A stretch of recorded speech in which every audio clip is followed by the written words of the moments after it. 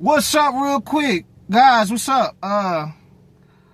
Let's take in some other teams, man, that I've been liking. Drake Maye, second year sophomore kid. I'm loving what I'm seeing. He looks like a superstar. The way that this team has already found their quarterback after Mac Jones, they missed out on that. That didn't work for them. You bring Josh McDaniels back. You pair him up with Drake Maye. Last year kind of was a little bit iffy with his arm motions and kind of holding on to the ball a little bit. It was some questions how he was going to perform, but God, Drake Maye has been sacked 34 times. And in the last 2 games, he's been sacked 12 times. So he's been kind of getting beat up. And you mean to tell me you're 7-2, you have a 7-2 record, 72 completion percentage on the season, 2,285 yards, 17 touchdowns, 4 picks. Phenomenal. If they had an NBA, y'all know how they have the most improved award in the NBA. He's my most improved player so far this season. Josh McDaniels may never be a head coach ever again. He's not head coach material. Some guys can't relate to players as a head coach and be an alpha male lead guys. Some people can't respond well where they got to draw up everything for the week as a head coach on what they expect out of a team.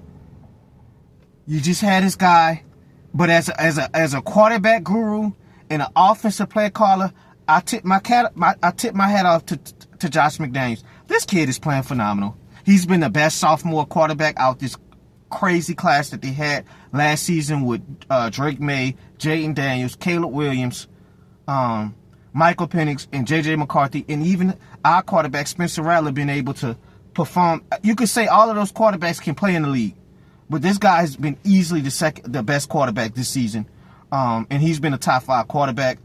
They played the Stinky Birds.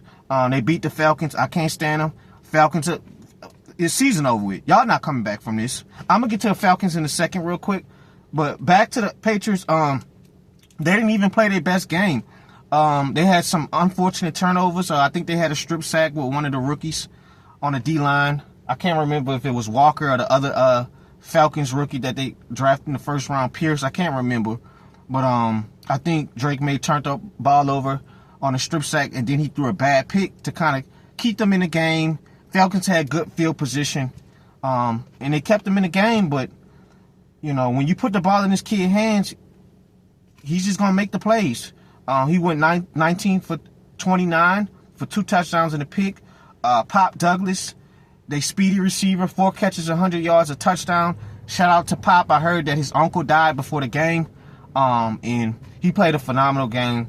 And it just goes to show, man, that's what they do. They want to find easy plays down the field. They want to get the deep ball going, and that's probably why Drake Maye has been taking some sacks a lot, because he's waiting for those plays to develop down the field, because they run a lot of deep routes and they're just scheming guys open, man. So you want the O-line to get better, but I'm liking what I'm seeing out Will Campbell, our LSU kid, being able to hold firm in the offensive line, and as the season progresses, they'll get better on the O-line. They're just playing, man. Vrabel is a testament to New England Patriots football. You know, he played there for years as an NFL player, an NFL linebacker. And for him to come back to New England and get this program right back to where they left off with Brady is amazing. It's just and another person that I'm going to have to, I always was a fan of Stefan Diggs. I always was a fan of him coming out of Minnesota. When he got drafted from Maryland to Minnesota, I always was a big supporter of Stefan Diggs. And it was questions, you know, there's a lot of off-season talk with him fooling around with Cardi and stuff like that, Cardi B, and, you know, all of this drugs. I think they was talking about some stuff on a boat party he was doing, all this foolishness, and it was questions, man. How was this guy going to be able to, you know, help this Patriots wide receiver room? And he's doing that. There's no complaining, no off-the-field issues, no on-the-field issues. He ain't going back to the sideline fussing and complaining. In the way that the receivers have responded to him, and you could tell he's been a great mentor for them. And you know, Keyshawn Boutte he's just a big play threat. That's all he is. Anytime Drake may call his number, he's making plays. But Stefan Diggs has fit this program absolutely well. So is Harold Landry, the big-time pass rusher from Tennessee. He comes over to New England, and it's like, that's what happens, man. When you hit on draft picks and you hit on free agency, this is how you end up in 7-2. Mickey Loomis, take a look at it.